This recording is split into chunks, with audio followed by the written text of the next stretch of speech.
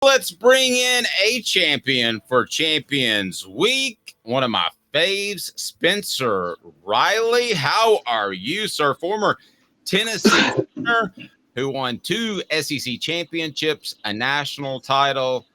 And I'll go ahead and say it. Had they not moved him to offense, that offense might have been soft. I don't know about that now. Pretty talented. No, you do. Caleb, does he ever let you talk much on this show?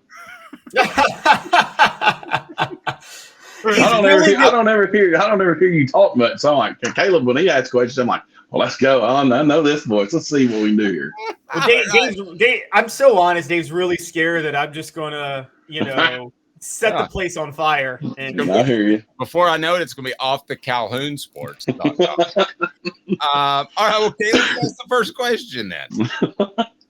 Okay, here we go. Spencer, obviously, you watched a lot of the game on Saturday. I want to start first with your area of expertise. I thought Tennessee ran the ball well, and they finally added some elements to Joe Milton's game, but I think there's still some concerns with a little bit of the interior blocking on the offensive line at Tennessee, and I want to know your thoughts on that. I wouldn't disagree with that. You know what I mean? I'll just be honest with you. I didn't get to watch the game live. I went back and rewatched it this morning before the show, and you know what I mean? I thought we at times struggled running the football interiorly, and we just missed some things that, hey, you know what I mean? You just can't miss at that level versus a team like that. You know what I mean? But at the end of the day, they ended up coming out with a victory, and they were able to be productive. But you'd like to not have the minus yards runs versus a team like UTSA, and keep that to a minimum. And our pass protection wasn't the best in the world at times. You know what I mean? So I was kind of disappointed with that, especially with some guys from against UTSA, because your opponents are only going to get better, and you're going to be playing against first rounders day in and day out moving forward. So I mean, and not to say they don't have some first rounders. Every team's got somebody at this level that can be an NFL player, but in the SEC, it's just you're playing against guys who are definitely going to be playing in the NFL at some point in time in their career. We don't have any update on Cooper Mays' status, but if he's able to go against South Carolina, and then you would think shift Ollie Lane back to that left guard position, how much would that help Tennessee? Well, I mean, I don't know how much it'll help, until he gets in there and see how he performs. Guys, he's not played in, this is game 4, or am I right? Game 3 or 4? I don't know. Game 5. This will be game 5 coming up, So what kind of condition is he going to be in? What kind of physical shape is he going to be in? Not only cardio shape, but how much can he take of the beating and the pounding, snap in and snap out? There's a lot of questions there. Even though he's played and played a bunch of snaps at Tennessee and started a ton of ball games, yes, that helps. But at the end of the day, what is he physically going to be able to do? How's he going to be mentally? How's he going to be able to handle the mental toughness part of the game as you move forward? So, I mean, it can't hurt, I don't think, it makes you solidify your center spot a little bit more. What do you think of Joe Milton in the game? We talked about he missed a few shots, it seemed like in the middle of the game, second, early third quarter, but that was after he took a pretty rough hit, and then I thought he kind of settled down again. What were your thoughts on Joe Milton's performance as a whole in the game? I mean, I thought he played fine. He played well enough to win the football game. At the end of the day, that's what your quarterback position's got to do. They don't have to be world beaters, even though everybody in the SEC wants to have a world beater quarterback. You got to have somebody who can manage the game, get you in the right spot, and get you the right play and get the right checks called when that is necessary. You got to make the correct throws. It's always nice to have the deep ball and the timely throws on that. But I thought Joe played fine. I didn't think he played bad. He missed a ball, 2 deep balls. That's what I remember when I've watched of it. I know we dropped a touchdown in the end zone, hit his hands. To me, it's a drop. I don't care if the ball may be slightly overthrown or not. It's what you get paid for as a wide receiver is catch the football and block. I mean, if you don't want to do those, if you can't do those 2 things and consistently be doing those things, we need to find some better receivers at that point in time. Well, Spencer, when you look at this offense, I think the whole goal right now is with the screen game and theoretically running the football a little bit better is to get defenses to come up closer to the line so you can hit that deep ball. That's what it feels like to me. It feels like defenses are just playing back and soft. But what are your thoughts on that? Yeah, I mean, I would say, hey, you got to stop the run. First and foremost. You know what I mean? That's what Tennessee is. If they're able to run the football, the deep plays and the big shots are going to happen. You know what I mean? And the screen game's productive. All that stuff is productive. All the wide receiver screens is out. It's just a run. It's a long handoff. You know what I mean? It's just a way to attack the 53 and a third of the football field. You know what I mean? You don't want to be limited to where you attack when you're calling plays. You want to be able to attack the whole field, and Tennessee does that. But when teams want to say, "Hey, we're going to load the box and stop the run and stop the screen game," hey, we got to be able to complete those balls down the field in that 20 to 40 yard range. Can I ask what may be a dumb question? It wouldn't be the first time, Spencer. No, ask away. I'm on your show, man. I'll answer, and if I don't want to, I'll say I ain't answering that question. So hey. By the way, congratulations on the win on the bye week. Yeah, no doubt. It was nice.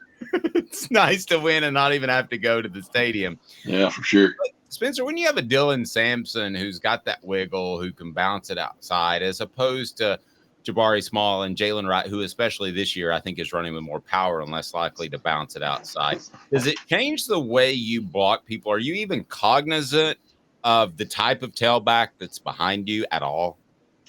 Well, have lived that experience with Jamal Lewis, Travis Stevens, and Travis Henry. Mm-hmm. All three were different type backs. I didn't even, unless we were in the huddle, I didn't know who was in the ball game. So you as an offensive line, you still got to produce on your block and make sure that you do your assignments and make sure we're down the middle of the guy to give the back the two-way go and not be on the edges of them. Spencer, when one of the things I had kind of learned over when the Urban Meyer spread offense took the SEC by storm was that it seemed like I had read plenty of articles during that time that NFL teams are now looking at defensive tackles to convert because they were saying offensive linemen weren't being taught to hold blocks. They were taught to block in a certain direction for the spread. Right. But I feel like, and tell me if I'm wrong on this, Josh Heupel's offense still requires offensive linemen to maintain blocks, doesn't it? Yeah, for sure. I mean, yeah, they do. They're a big zone team and a big a down scheme, what I would call a down and pull scheme team. And you got to be able to maintain those blocks and consistently have your eyes up looking for backers to run through and knowing all the what ifs that happen in a play. There's so many things that can happen during a run play that you got to be prepared for, that you probably, as your offensive line coach, as Coach Ellerby has he's covered every situation that you can cover. As an O-line guy, I do that every week, and it takes so much time of your day to make sure your scheme is covered and they understand, hey, if this happens, this is what we have to do. If this happens, this is what you got to do. And you can't always cover the ghost. We don't worry about the ghost, the things that possibly could happen. These are things we know are going to happen at some point in time during a ball game. Versus a blitz, versus a different type of twist that we've seen them do. And, we just got to make sure we know and we've seen it and we've coached it for that week. Well, let me ask you this. As a coach, Spencer, you may think you know a player, and I'm referring to Joe Milton in particular. You may think you know his strengths and weaknesses when you go into the season, but how much do you have to learn during the season and while he's playing of kind of tailor making an offense to what he does best? Does some of that happen early in the season too? Yeah, some of it does. You find things that he does really, really well in pressure situations. And then you find things that, hey, might not necessarily be his thing. I was really pleased to see the quarterback run stuff. That gives you're playing with 11 guys on the field now instead of just 10. So, you got to make everybody account for everybody on the field. And so it helps you with the extra defender in the box in the run game, and the backers have to fit correctly. And now you limit some things that they can do defensively when you add the quarterback run game to it. That's great stuff. Very good stuff. I want to ask you, if revenge games really matter, and that'll be brought to you by Herald Group Security Solutions. Yeah, when they snap the ball, nobody's going to be thinking about last year's game against South Carolina. But I'm a firm believer that in the offseason, it can be motivation, and the week of in practice, it can be motivation. Do revenge games really matter? Does it have an effect on what happens on the second matchup? Well, I don't know. I mean, if when you get embarrassed, you always want to come back out and physically win a football game like you did the year before when they shouldn't have lost to South Carolina. But you got to go out and you got to perform day in and day out, and you got to execute. That is one game at a time. And I know this sounds like coach speak, but at the end of the day, if you can't go out 1 week at a time and win that football game, why are you looking forward to what's going on the next week? Because if you lose, the next week's going to be even tougher. If you're winning and you're doing the things you're supposed to do, it keeps the morale great. It keeps everybody. It keeps the fans happy. It does all that stuff. But everybody's going to find something to complain about at some point in time. So you just got to go out as a player, and you just got to go perform and do what you're supposed to do. Do your job. We talk about it all the time. Do your job on every snap and be the best that you can be. Spencer, on the defensive side, Dave and I have talked. This was 2 weeks in a row now that the defensive ends and the edge rushers were playing a game that was literally designed for them to have big games, and they haven't done it. Did you think watching that game on Saturday, was that more about just UTSA scheming, running away from the edge rushers, or did they really not step up the way they should have? Well, I think that UTSA knew that they were not going to be able to run the ball on the edge, so they kind of just run up inside of them and tried to eliminate that part of their game and try to, I don't think UTSA was ever in an opportunity to make this game close, even though they cut it there at the start of the third quarter. The ball game was really never close and never in jeopardy, in my opinion. But they tried to keep the ball up inside, and I thought our defensive ends did what they were supposed to do. I don't know the whole schematic part of what they do on every snap, but what I will say is this: they performed with their gaps and maintained their gap responsibility and those things. I thought our linebackers overran things at times, especially our inside backers overran some tackles that give them some extra yards there. But I thought some of our fits may be off just a little bit at linebacker and our safety fit for our runs. If you're watching online, you can see that Spencer's motion light goes off every once in a while. Goes off every week, doesn't it? But we want you on YouTube to hit like and subscribe. The Philip Fulmer interview is up. That was a whole lot of fun to do. And the Celebrate 98 series is up with Spencer Riley. And he was fantastic to do. I actually recorded that on vacation. My wife was like, "You're going to work on vacation?" I was like, "Heck yeah, I want to interview Spencer." I mean, this to me is vacation. Herald Group Security, they were at the beach. I was like, have a good time. Herald Group Security Solutions, leadership experience, specialization, addressing problems through unique mission-specific mitigation techniques, making your children safer one school at a time. They work with private schools now, highly trained security individuals, and they want to work with public schools. So if your child's at a private school, mention Herald Group Security Solutions. We've heard of the tragedies, and we want to put an end to that. Want to get in private schools soon. HeraldGRP.com. HeraldGRP.com.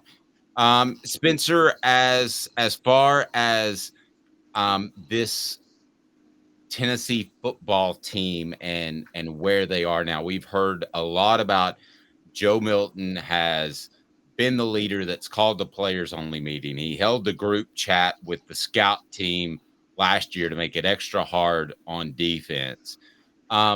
Being a leader, being a beloved player, where does that factor into a coach's mindset as far as if there ever was a potential change to be made?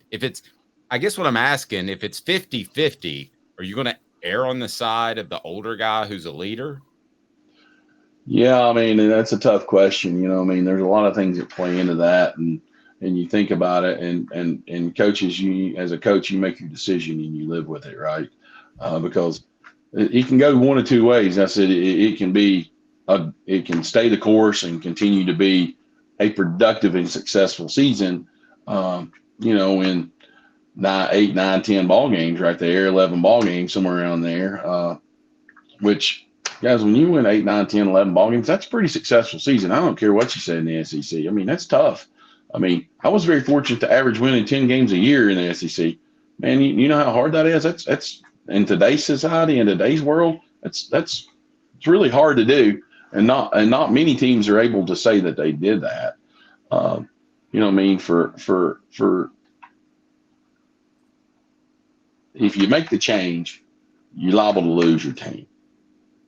Amen. That's what I was. That's what I was and I've stood there and I've been in that chair making those decisions. And you got to do what's best for your team, one way or the other. You know what I mean? I've been on that fence both ways, and it's hard. You know what I mean? Because you don't know how your team's going to respond. You kind of know, you think you know, but you really never know until it happens. And if you don't want to, because I mean, let's be honest, you know, you like to keep your jobs as coaches. You know what I mean? You don't like to make your family move in November.